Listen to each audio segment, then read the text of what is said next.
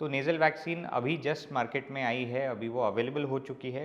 This is available only for people above the age of 18 years और in coming time will come to know इसका efficacy कितना है, इसके shortcomings क्या है। But as of now this is just a precautionary dose which you can take after you are done with your basic vaccination.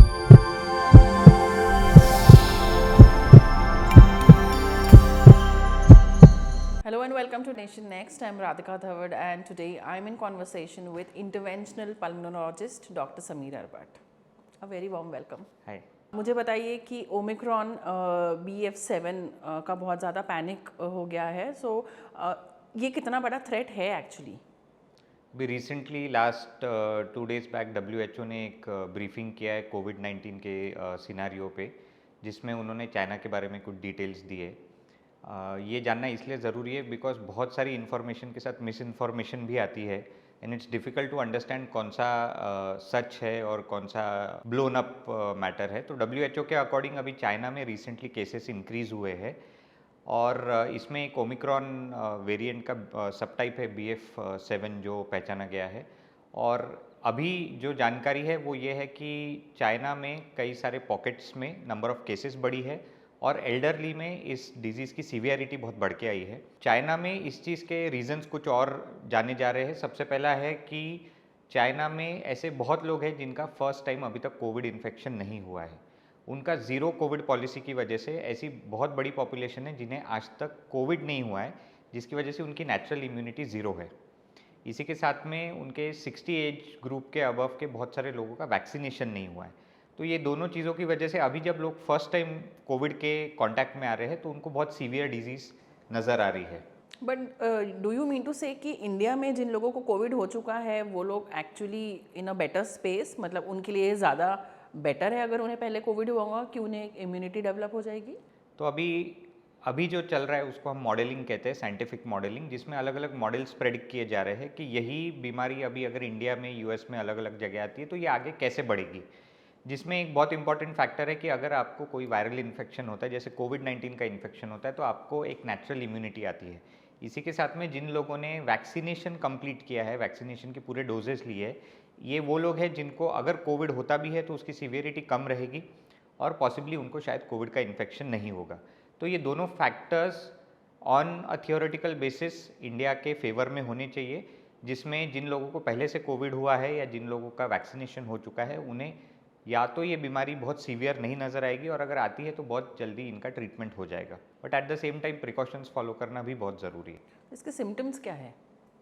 Symptoms Covid के अभी भी वही रहते हैं जो पहले थे और इन सिम्टम्स को एक नॉर्मल फ्लू से डिफ्रेंशिएट करना बहुत मुश्किल है। सबसे पहला आता है ड्राई कफ, अगर आपको खांसी हो रही है, सूखी खांसी है और वो कई दिनों से चल रही है।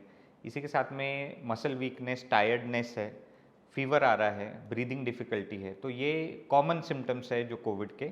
और अनकॉमनली कुछ लोगों को डायरिया या स्टमक अपसेट भी हो सकता है। बट ओवरऑल जो सिम्टम्स पहले थे वही सिम्टम्स अभी भी नज़र आ रहे हैं और एडवाइस ये दी गई है कि अगर आपको इनमें से कोई सिम्टम्स है तो आप खुद को आइसोलेट कर लीजिए, आप बाहर मत जाइए, या फिर अगर आपके सिम्टम्स आपको ज़्यादा तकलीफ दे रहे हैं तो आप एक डॉक्टर से कंसल्ट कीजिए ताकि आपकी टेस्टिंग हो सके या आपका ट्रीटमेंट स्टार्ट हो सके। बट अगर आप पब्लिक गैदरिंग में जाते हैं तो आपसे ये बीमारी बाकी लोगों को फैल सकती है। इसके प्रिकॉशंस क्या है, ट्रीटमेंट क्या है इसके? प्रिकॉशनरी मेजर्स में हम फिर से वही डिस्कशन करेंगे जो हमने 2 साल पहले अनफॉर्चुनेटली जब कोविड फर्स्ट टाइम आया था उस टाइम पे किया था। तो सबसे पहले आता है ये बीमारी फैलती है खांसने से या छींकने से। तो अगर आपको इनमें से कोई भी सिम्टम्स है तो आपने मास्क पहनना है। अगर आप पब्लिक प्लेस में जाते हैं, पब्लिक गैदरिंग में जाते हैं या आप एक भीड़ की जगह में जाते हैं तो आपने फिर से मास्क पहनना काफ़ी हेल्पफुल हो सकता है।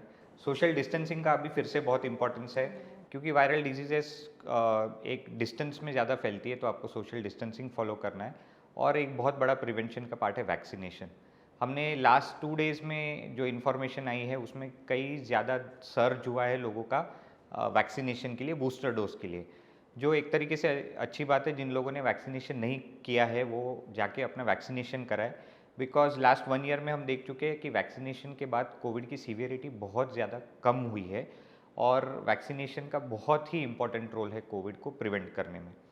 ट्रीटमेंट फिर से वही रहेगा, अगर आपको माइल्ड सिम्टम्स है तो तो हाईएस्ट प्रोबेबिलिटी आपको घर पे आइसोलेशन करना है, आपको कुछ मेडिसिन दी जाएगी जो सिम्टोमेटिक ट्रीटमेंट रहती है, खांसी के लिए एक एंटीबायोटिक और कुछ और सिम्टोमेटिक ट्रीटमेंट। अगर आपको सिम्टम्स ज़्यादा है, अगर आपको सांस लेने में तकलीफ हो रही है तो शायद आपको हॉस्पिटलाइज होना पड़े। और अगर जिन लोगों को सीवियर कोमॉर्बिडिटीज़ है, जिनको किडनी फेलियर है, सीवियर डायबिटीज़, अनकंट्रोल्ड डायबिटीज़ है, तो ऐसे लोगों के लिए हो सकता है कि आईसीयू की रिक्वायरमेंट हो। But as of now maximum treatment जो रहेगी वो सिम्टोमेटिक बेसिस पे रहेगी, क्योंकि हम एक्सपेक्ट कर रहे हैं कि कोविड की जो सीवियरिटी रहेगी वो माइल्ड टू मॉडरेट में रहेगी। तो जैसे प्रीवियस कोविड में जो सिम्टम्स थे, जैसे कि लॉस ऑफ स्मेल है, लॉस ऑफ टेस्ट है, तो क्या इसमें भी हम ये देख सकते हैं? हो सकता है ये सारे हम जो भी आज बातें कर रहे हैं, एक डिस्क्लेमर हमें रखना पड़ेगा कि ये बहुत रैपिडली इवॉल्विंग सिचुएशन है और ये सारे प्रेडिक्शंस है, ये अंदाज़ा हम लगा रहे हैं कि ऐसा हो सकता है। So possibility loss of smell, loss of taste भी एक सिम्टम रहे, बट मेजरली जो आपने ध्यान रखना है वो है, अगर आपको ड्राई कफ हो रहा है, अगर आपको बहुत एक्सेसिव टायर्डनेस है, वीकनेस है और फीवर आ रहा है, तो आपको कोविड इन्फेक्शन होने के चांसेस है।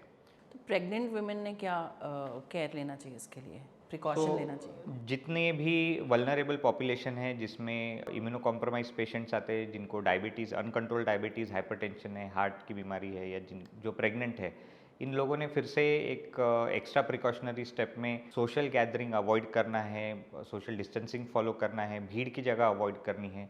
अगर आपको किसी रीज़न से भीड़ की जगह जाना है तो आपने मास्क पहनना है, और रेगुलर चेकअप या रेगुलरली अपने डॉक्टर से फॉलोअप करने से हो सकता है आपके सिम्टम्स पहले ही ध्यान में आ जाए और आपका ट्रीटमेंट जल्दी हो जाए। But you mean to say कि अभी भी हमें, लाइक इंडिया में भी हमने अभी ये फॉलो करना चाहिए कि सोशल डिस्टेंसिंग एंड भीड़ वाली जगह पे नहीं अभी जाना? तक इंडिया में करंटली न्यू केसेस आइडेंटिफाई नहीं हुए हैं, बट जैसा हमने लास्ट टाइम देखा था कि अब the world is a global village. So कभी भी कोई भी सर्ज होता है कोविड का दुनिया में किसी भी कोने में, तो ये 7 या 10 दिन की बात होती है। जैसे ही इंटरनेशनल ट्रैवल बढ़ जाता है तो कोई ना कोई व्यक्ति एक कंट्री से दूसरे कंट्री में ये इन्फेक्शन लेके आता है और फिर ये इन्फेक्शन फिर से वहाँ बढ़ जाता है। तो एज अ प्रिकॉशनरी मेजर, अगर आप इम्यूनो कॉम्प्रोमाइज्ड है, अगर आप वल्नरेबल पॉपुलेशन में हैं, आप प्रेग्नेंट है, तो आपने ज़्यादा प्रिकॉशंस फॉलो करना कभी भी आपके लिए बहुत ही फ़ायदे कर रहेगा। तो इसमें क्वारंटाइन अगर होना है तो कितने दिन के लिए होना चाहिए? बिकॉज आई थिंक ओमिक्रॉन के वक्त पे तो 7 डेज का इशू किया था क्वारंटाइन पीरियड, तो इसमें कितना क्वारंटाइन होना चाहिए? एक बहुत इम्पॉर्टेंट इशू है जो मेजरली एडमिनिस्ट्रेटिव है, क्योंकि इसमें हमें कई बार प्रैक्टिकलिटी देखनी पड़ती है कि हम प्रैक्टिकली कितने पॉपुलेशन को 14 डेज़ के लिए क्वारंटाइन कर सकते हैं। 7 डेज़ ऐसा जाना गया था, एक बहुत कंफर्टेबल पीरियड है जिसमें क्वारंटाइन भी होता है और हमारे इकोनॉमी पे या वर्किंग पे बहुत ज़्यादा इफेक्ट नहीं आता है। तो अभी तक कोई गाइडलाइंस इसके बारे में डिक्लेयर नहीं हुई है। जैसे ही होगी वैसे हमें समझेगा कि क्वारंटाइन कितने दिन के लिए करना है। नेज़ल वैक्सीनेशन मतलब इंस्टेड ऑफ इंजेक्शन, नोज़ के थ्रू जो आपको वैक्सीनेशन आप ले सकते हैं, जिन लोगों को नीडल का फियर है, तो ये कितना सेफ है, ये कितना एडवाइजेबल है? रिसेंटली इस वीक ही नेज़ल वैक्सीनेशन को ग्रीन सिग्नल मिला है। जो made in India nasal vaccine है, इसके कुछ एडवांटेजेस है। सबसे पहला कि ये एक तरीके का पेनलेस वैक्सीन है, क्योंकि इसमें कोई इंजेक्शन नहीं है। इसका एडमिनिस्ट्रेशन बहुत ही आसान है क्योंकि एक नेज़ल स्प्रे है। बट इसके साथ में अभी इसे सिर्फ एक प्रिकॉशनरी डोज के नाम से ही प्रमोट किया जा रहा है, जिसमें आपको इसे एक एक्स्ट्रा बूस्टर डोज करके यूज़ में लाया जा रहा है। But this is not your first primary vaccine. तो नेज़ल वैक्सीन अभी जस्ट मार्केट में आई है, अभी वो अवेलेबल हो चुकी है। This is available only for people above the age of 18 years, और in coming time will come to know इसका एफिकेसी कितना है, इसके शॉर्टकमिंग्स क्या है। But as of now this is just a precautionary dose which you can take after you are done with your basic vaccination. But जो लोगों के अभी ऑलरेडी 3 डोज हो चुके हैं, क्या उन्हें ये लेना चाहिए अभी because of this new Omicron variant threat? अभी तक कोई भी गाइडलाइन नहीं आई है। There is not been any instruction कि आपने ये लेना चाहिए। तो ये नेज़ल वैक्सीन जो है ये एक बहुत ही रिसेंट डेवलपमेंट है, और इसका बेसिकली रोल वैक्सीनेशन के शेड्यूल में कहाँ पे आता है ये हमें आने वाले दिनों में शायद गवर्नमेंट की तरफ से एक एडवाइजरी में पता चलेगा। तो कुछ और सिम्टम्स भी इसके कहे जाते हैं, लाइक इन जनरल कोविड के लिए भी और इसके लिए भी, कि आपको स्टमक रिलेटेड इश्यूज हो सकते हैं, आपको वॉमिटिंग हो सकती है, आपको डायरिया हो सकता है। तो कैसे डिफ्रेंशिएट करेंगे कि it's because of something that you eaten wrong या फिर इस वेरिएंट की वजह से है? It is very very difficult to differentiate. But अगर आपको स्टमक अपसेट है, उसके साथ में आपको खांसी हो रही है, फीवर आ रहा है, और अगर आप ऐसे किसी व्यक्ति के कांटेक्ट में आए हैं जिसे भी वायरल फीवर है, तो हायर पॉसिबिलिटी ये आपके फूड कंजम्पशन से नहीं, लेकिन ये एक वायरल इन्फेक्शन हुआ है। तो आने वाले दिनों में अगर केसेस बढ़ते हैं तो हमारी प्रोबेबिलिटी ज़्यादा मानी जाएगी for any of this symptoms to be of Covid. As of now because कोई केसेस आइडेंटिफाई नहीं हुए, तो मे बी आज अगर आपको स्टमक अपसेट होता है तो उसका रीज़न कुछ और है। हम होम रेमेडीज़ है या फिर प्रिकॉशन जो हमें करना चाहिए वो घर पे क्या होना चाहिए? एज ऑफ नाउ सबसे पहला और सबसे इम्पॉर्टेंट पार्ट है कि हमने किसी भी मिस इन्फॉर्मेशन को स्प्रेड नहीं करना है, जो हमने लास्ट कई सारी वेव्स में देखा है, फर्स्ट वेव सेकेंड वेव में, कि लोगों में पैनिक की वजह से बहुत ज़्यादा प्रॉब्लम हुए थे। इवन सेकेंड वेव में हमने देखा था कई बार पैनिक हो जाता था, जिसमें मेडिसिन का शॉर्टेज हो रहा था, ऑक्सीजन का शॉर्टेज हो रहा था, बेड्स का शॉर्टेज हो रहा था। तो एक रिलायबल सोर्स से जब इन्फॉर्मेशन आती है तो सिर्फ उसे ही बिलीव करना है। सोशल मीडिया अनफॉर्चुनेटली जितना यूज़फुल रहा है उतना ही प्रॉब्लमेटिक रहा है। व्हाट्सएप पे बहुत सारे फॉरवर्ड्स आते हैं, तो we have to ensure that the information is coming from the right source. In coming days if we come to see कि इंडिया में केसेस बढ़ रहे हैं, तो फिर से बहुत सारा स्ट्रेस दिया जाएगा आइसोलेशन पे एंड मास्क पहनने पे। अभी भी मिनिस्ट्री ऑफ हेल्थ की तरफ से मास्क के बारे में रिकमेंडेशन आया है, तो अगर केसेस इंक्रीज़ होती है तो फिर से मास्क पहनना शायद कंपलसरी हो जाए। अगर आपको कोई भी सिम्टम्स है तो आपने सबसे पहले एक डॉक्टर से कंसल्टेशन करना है और ख़ुद को आइसोलेट करना है।